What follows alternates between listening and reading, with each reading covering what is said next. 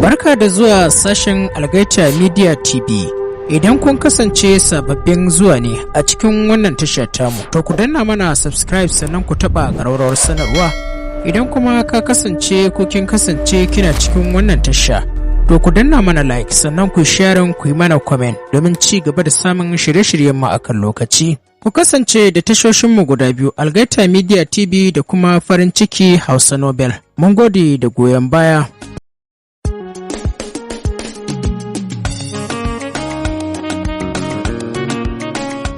Jama'a assalamu alaikum. Barkanmu da warhaka, barkanmu da sake haduwa da ku a cikin wannan shiri namu, wanda muke karanto muku littafi mai suna Dahuwar mutum. Littafin shahararriyar marubuciya wato Khadija S. Muhammad matar J. Idan ba ku manta ba, na tsaya ne inda nake ba ku labarin. Ban sani ba, Latu ta amsa mata haɗa da zama daga inda ta tashi. Gefe Bilkisu ta tsugunna tamkar mai laifin da aka kira ta ya zuwa fada. Falon ya yi shiru na ɗan wani lokaci kafin Aliyu ya katse shirin nasu da faɗin.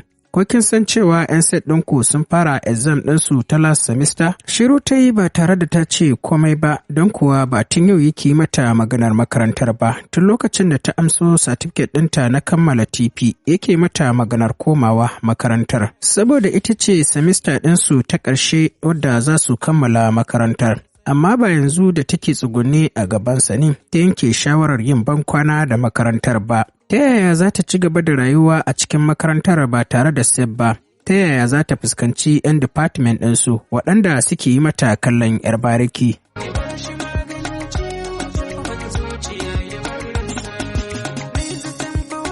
To daga nan ne muka tsaya, yanzu kuma insha Allahu za mu ci gaba. Kafin mu ci gaba muna sanar da ma'abota sauraron wannan shiri namu kamar yadda muka saba a kowane shiri. Wannan waka mai suna bugun ruhi za mu saka link ɗinta a ƙarƙashin wannan bidiyo. Ga mai buƙatar ya sauke odiyon waƙan ko kuma ya saurare ta complete. Ku ci gaba da kasancewa da Algaita Media. Bismillahirrahmanirrahim. Da sunan Allah mai rahama mai jin ƙai muke fara dukkanin lamari. Allah muna roƙonka yanda muka fara lafiya, Allah ka sa mu gama lafiya. Allah ka raba mu da sharrin maƙiya da mahassada. Dahuwar mutum kashi na 51. Ta yaya za ta fuskanci 'yan department ɗinsu da suke mata kallon 'yan bariki wadda suka daɗe suna aikata masha'a. Sai a wannan lokacin ne Allah ya tona asirinsu. Fatanta kawai shine ankulke ya janye maganar fasa aurenta, ya amince su aurensu. Ya fi mata ta je ta fuskanci wancan ƙalubalen har zuwa lokacin da Allah zai yi wa al'amarin tsawa. Ko baki ji ba, mama ta yi mata tambayar tana kallanta. Cikin muryar kuka Bilkisu ta ce, Mama, ni ba na son makarantar. To kaji, cewar mama ta faɗa tana kallon Aliyu. Ba tun yanzu ba ya san cewa mama ba ta buƙatar komawar Bilkisu makarantar. Tun wancan lokacin ma da suka zauna da su Baba Hamza akan maganar ankulke. Mama ta furta cewa idan har ankulke ya fasa auren Bilkisu, to a samo wani a aurar da ita zai fi mata kwanciyar hankali. Amma Baba Hamza da kuma Baba Haruna sun fi karkata akan aje a yi dropping ɗin semester ɗin Bilkisu. In ya so shekara ta sama sai ta ci gaba, saboda barin makarantar a final semester bai kamata ba. Dalili kenan da ya sanya Aliyu ya je mata dropping ɗin semester ba tare da sanin ita kanta Bilkisun ba, haka kuma mama ma bata sani ba. To kamar yadda suka tsammata Aliyu ya yi magana sakamakon abin da suka furta, maimakon ya yi magana sai suka ga ya miƙe tare da ficewa daga ɗakin. Bilkisu da ba ta son keɓewa da mama ita ma ta bi bayan shi. Ranar Laraba da misalin ƙarfe 11 na safe, iyayen ankulke suka kuma dawowa akan maganarsu ta farko.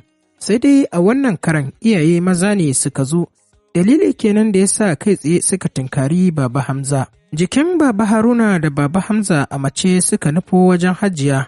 A wannan lokacin kuwa Bilkisu da Natu suna zaune a tsakar gida suna tace kunun aya. Har ƙasa suka duka tare da gaishe da su Baba Hamza. Sannan Baba Haruna ya umarci Natu da ta kirawo musu mama. Hajiya kaka tana zaune tana kallon Hausa fim a tashar Arewa 24. Ta amsa sallamarsu tare da faɗin suwaye waɗannan kuma. Mu ne Hajiya, yau kuma baki gane mu ba? cewar Baba Hamza ya faɗa a daidai lokacin da yake zama. Suwaye waɗannan kuma Binta, cewar Hajiya ta faɗa a daidai lokacin da Mama ta shigo. Mama bata amsa wa Hajiya ba illa gaishe da su Baba Haruna da ta yi cikin girmamawa.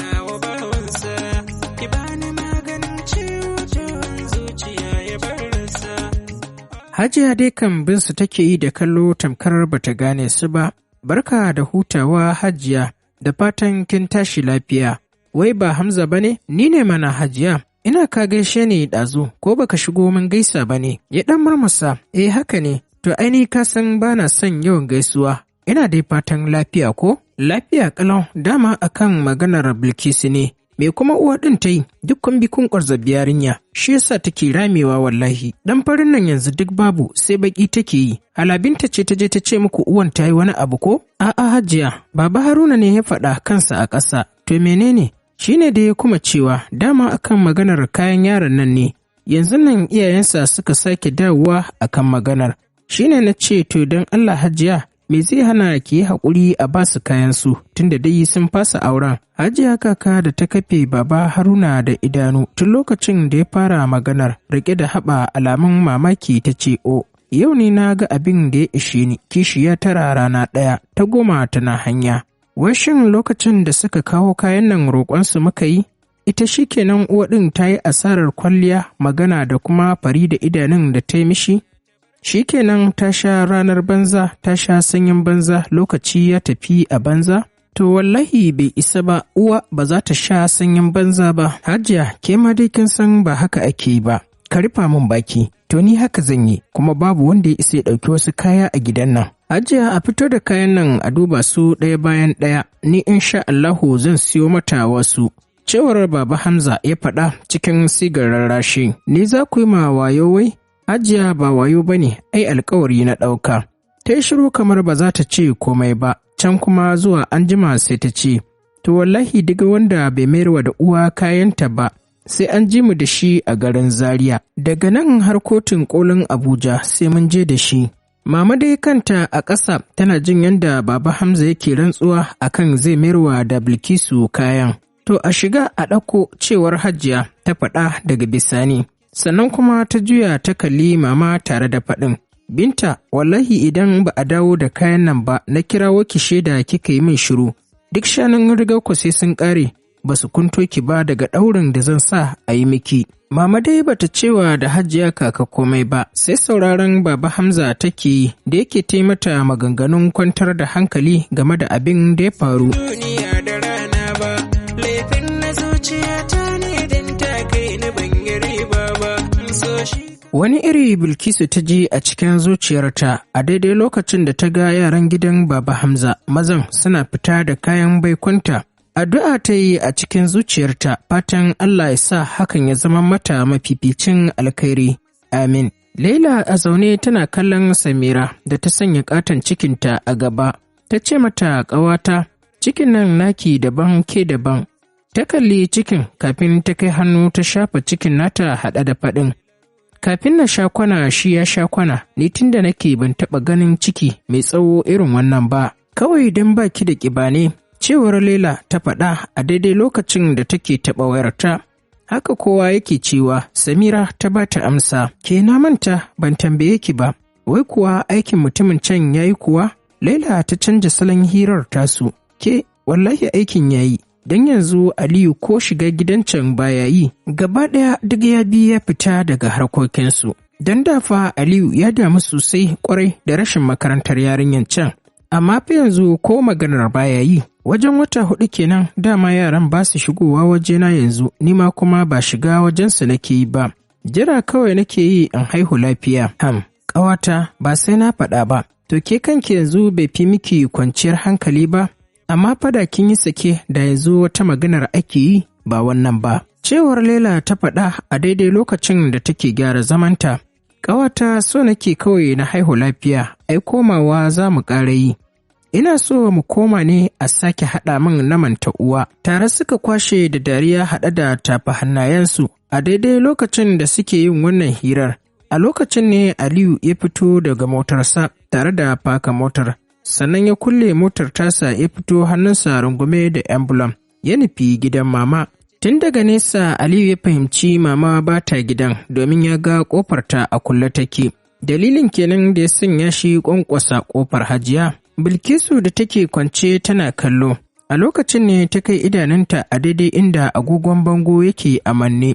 Ƙarfe 4:30 na yamma. Haka agogon ya nuna mata. Ba ta jin cewa Nata ce, domin kuwa Nata ta gaya mata cewa yau sai ƙarfe 6 za ta gama lacca. Bilal kuwa ƙa'idar dawowarsa ne sai ƙarfe 9 na yamma ko kuma zuwa ƙarfe 10.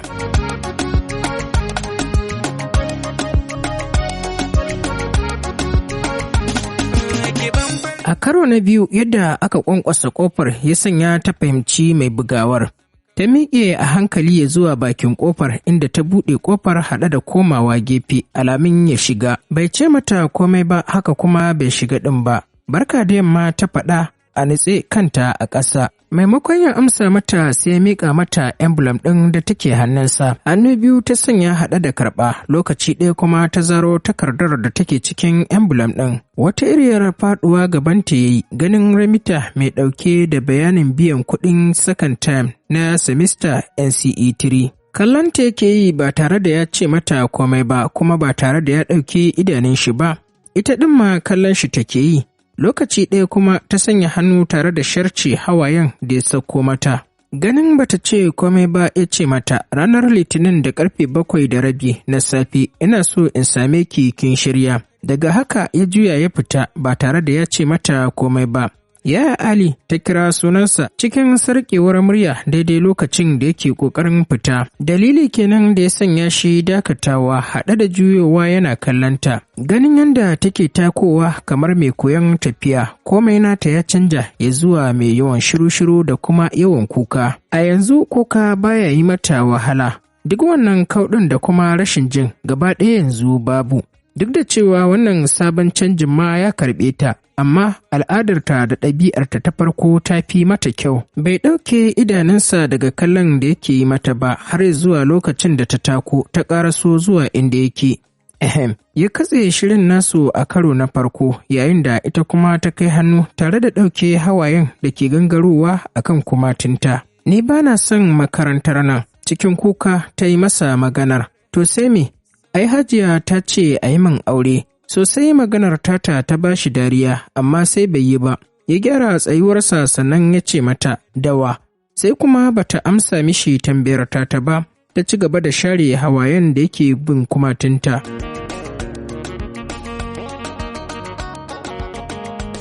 To jama'a, duka kuma yau a nan za mu dakata, sai kuma idan Allah ya kai mu zagayo inda za ku ji mu ɗauke da ci gaban wannan labari.